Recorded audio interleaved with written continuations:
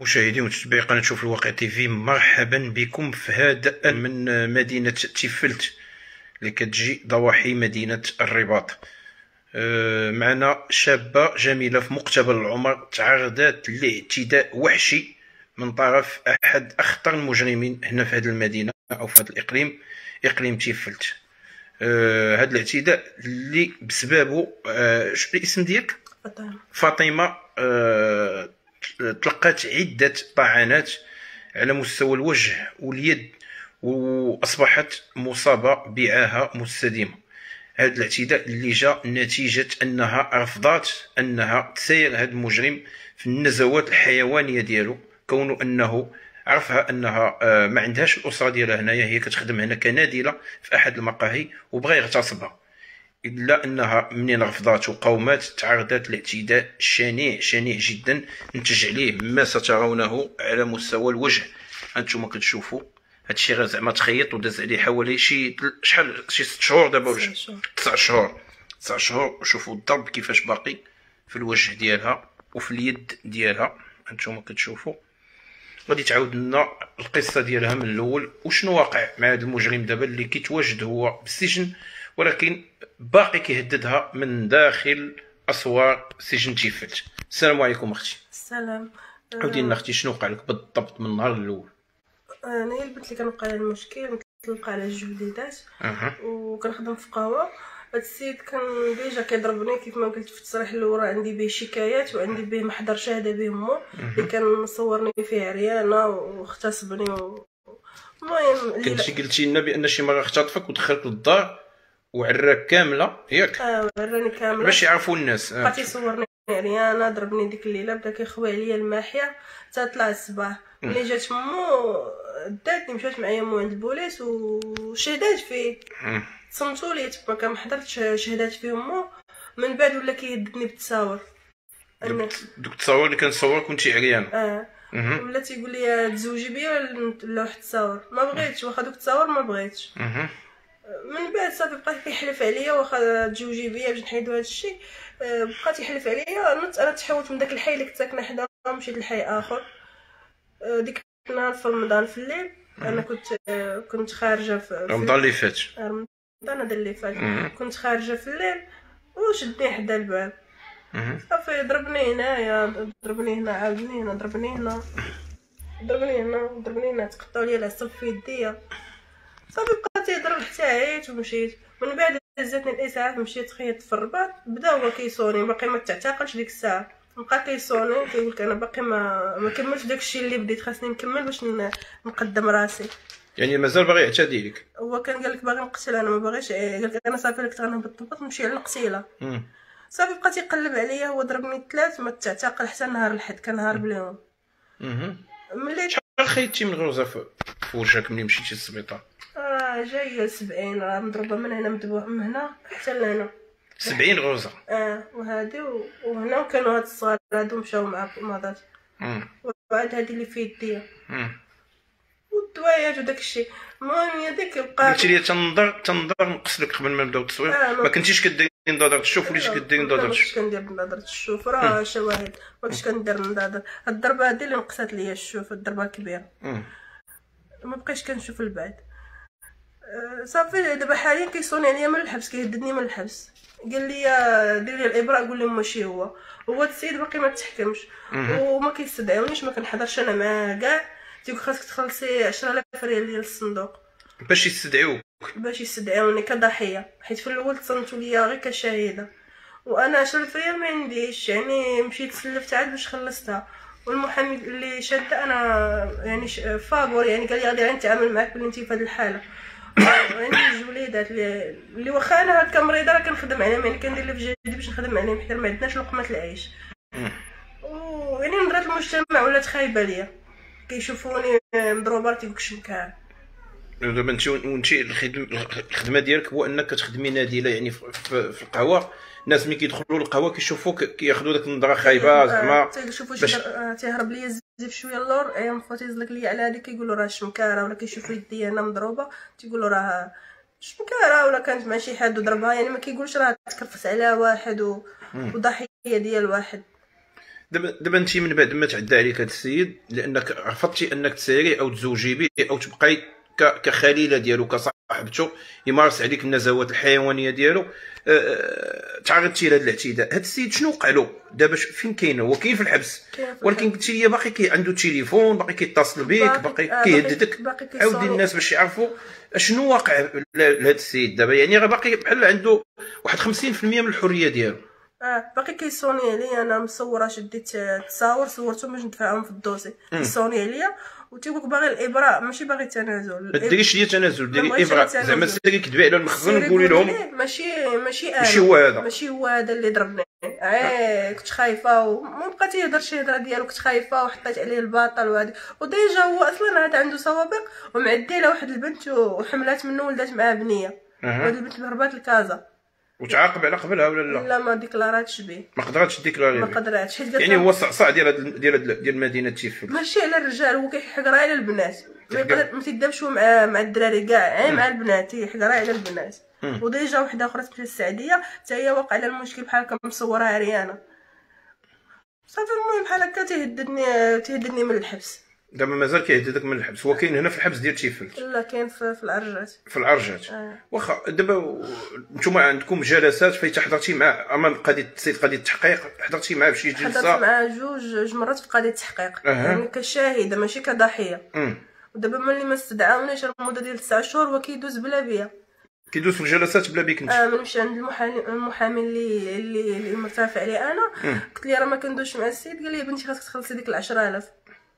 دابا هاد 10,000 اللي انا ما فهمتهاش. نتمنى بان الناس ديال القانون يفهموا لنا واش هذا قانون جديد انك الا كنتي ضحيه باش تحضر مع الجاني او مع المتهم او مع الشخص اللي اعتدى عليك، واش ولات ضروري انك تخلص 10,000 ريال باش تحضر؟ سينو هذاك السيد غادي يبقى يدوز بوحدو الا ما عندكش 10,000 ريال، حيت كاين اللي ما عندوش 10,000 ريال ما غيبقى يدوز بوحدو. واحد النهار القضاء يقول له المحامي، يقول له هذا السيد الضحيه ديال هذا السيد ما كايناش، اذا هذا السيد ما عندوش ضحيه. المحضر ديال الضابطه القضائيه في الجنايات لا يعتد به كحجه، يعني كيتخاد كوسيله ديال الاستئناس. يقدر هذا السيد يخرج واحد النهار. هذا كنتمنى بان هذه الرساله توصل للسيد وزير العدل والناس المسؤولين على العدل. راه 10,000 ريال راه ماشي بامكان كل شيء الناس يعطيوها. راه كاين اللي ما عندوش 10,000 ريال. السيده كتقول لكم انا نادله في قهوه، عندي جوج وليدات كنخدم عليهم، مطلقه بهم، باهم ما كيصرفش عليهم ما كيعرفهمش.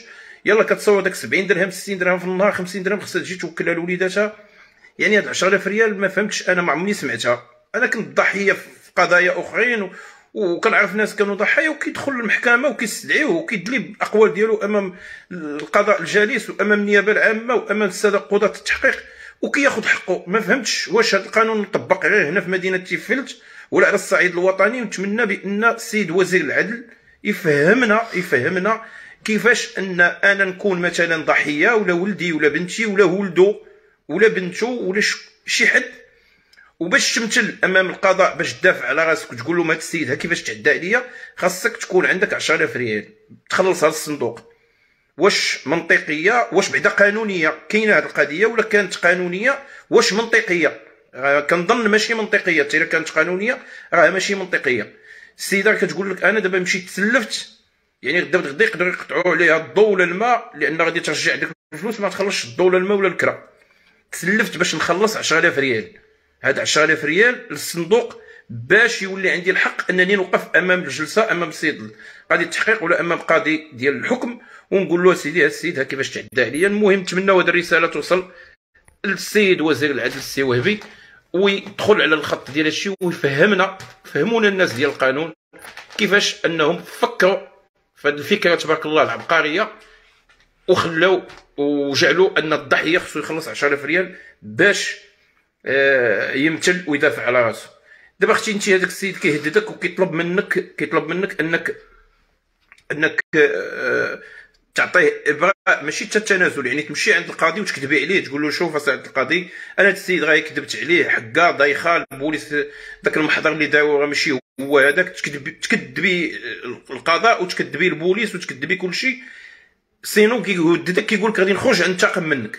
قال لك راه الحبس فايت، يعني 3 سنين ولا 4 سنين راه غتفوت، وانا غادي نخرج. هو ضامن راسو بانه ياخذ ليه 3 سنين ولا 4 سنين. يعني الحاله كامله اللي دار ليا يدي انا صبعي هذا ما بقيتش كنتحكم فيه، هذا راه مشى ليا، ما كندورش كنضر، مشى ليا، وليت يعني واقفه بالزاز. علاش؟ على قبل ولادي، باش هو ضرب 3 سنين و 4 سنين وغادي يخرج. انا كنطلب من السي الحموشي هذا يعطيه اقصى الحكم باش ياخذ. السي الحموشي شوف يا باش نوضحوا، السي الحموشي ماشي هو اللي كيحكم. السي الحموشي الناس ديالو داروا خدمتهم، شدوه داروا له محضر، قدموا امام النيابه العامه المختصه، تحال على السيد قاضي التحقيق. السيد قاضي التحقيق ربما، الله اعلم، انا ما عرفتش القضيه فين وصلت، ربما داروا الاحاله على الجلسه يعني امام القضاء الجليس باش ينطقوا في حقه بالحكم. دابا القضاء يعني الملف ديالك بين يدي القضاء، بين يدي السي عبد النبوي، هو اللي الشخص اللي كفيل انه يدخل على خط هذا الملف. حتى النيابه العامه، حتى السيد حسن الدكي راه صافي الملف ديالو داز من عندك، داز عنده، لان تجاوزوا، لان النيابه العامه حالت الملف على القضاء. 10000 انا نخلص 10000 على الترونسبور. انا عيب باش كنداوي راه عبره دايره 6000 ريال، كنمشي 2 مرات في السيمانه، عندي 12000 ريال في السيمانه بلا ترونسبور للرباط. باش كتمشي للرباط. المحكمه اللي كدوزو فيها فين كاينه؟ المحكمه الجديده اللي في حي الرياض في الرباط. يعني كتمشي حتى الرباط. حيد هذاك الحيد.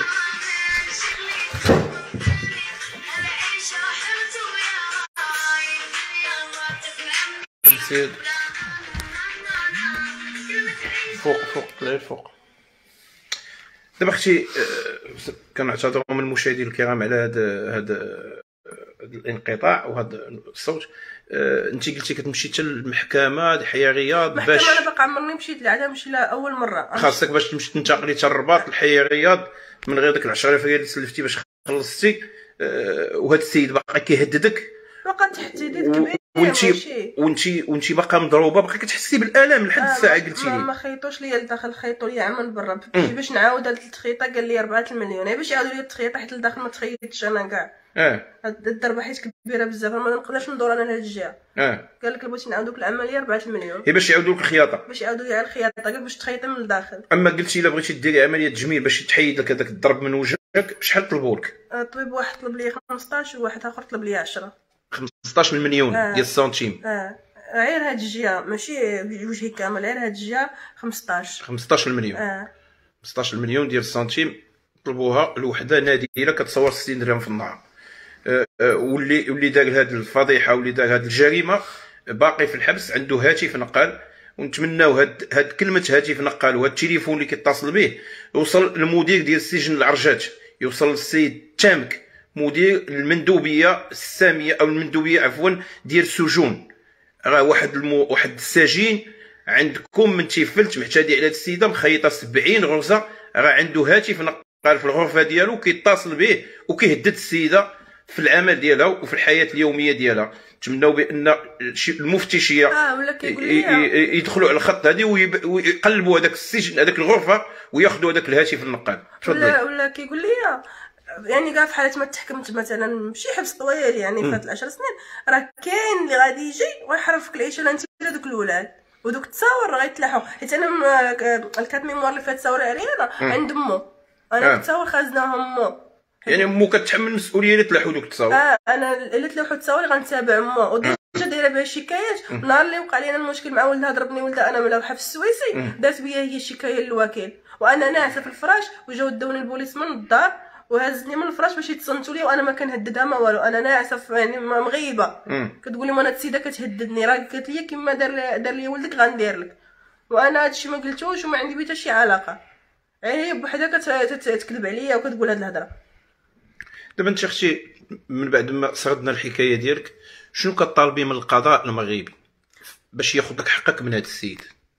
يعني كنطالب اقصى الحكم، ماشي هذاك الحكم ديال غدا ولا بعدا يخرج ويكمل داك الشيء اللي بقى، يعني ياخذ اقصى الحكم. حيت انا راه خرج لي على صحتي كامله، راه 25 عام تمشي ليها عاهه وتخسر من وجهها كامله، ولا نظره المجتمع تيضحكوا عليا، اغلبيتهم راه شمكاره ما عارفش القصه ديالي، راه غدا ولا بعدا غادي يخرج غيكمل داك الشيء اللي بقى. حيت هذا يعني فضاوي، راه عنده سوابق بزاف ماشي اول مره. وشنو كطالبي من المحسنين باش يساعدوك؟ قلتي يطلبوا لك 15 مليون باش ديري عمليه تجميل، كتمنى كيف قلتي لي ان شي محسن يتكفل بك ويتكفل لك بهذه العمليه. شنو النداء ديالك اللي كتوجهيه للمحسنين؟ انا كنطلب من شي واحد اللي تكفل بيا ويصايب هاد العمليه، حيت انا ماشي جهدي 15 مليون ولا 10 مليون ولا حتى 6 مليون، ما عنديش، حيت انا كنخدم كناديله في قهوه، كنخلص 1000 درهم ديال الكرا. عندي الدري الصغير كيف ما صرحت قبل، عندي الدري الصغير عنده اعاقه، يعني راه كنداويه وكان باقي الحليب وليكوش.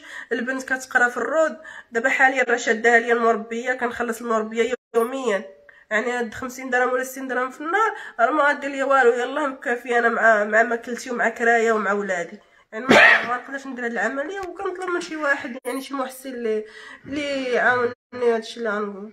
نتمناو من شي محسن ولا شي طبيب ديال التجميل، كاينين اطباء ديال التجميل الله يجازيهم بخير، ولا شي محسن ولا محسنه داخل ارض المغرب ولا خارج ارض الوطن، ولا شي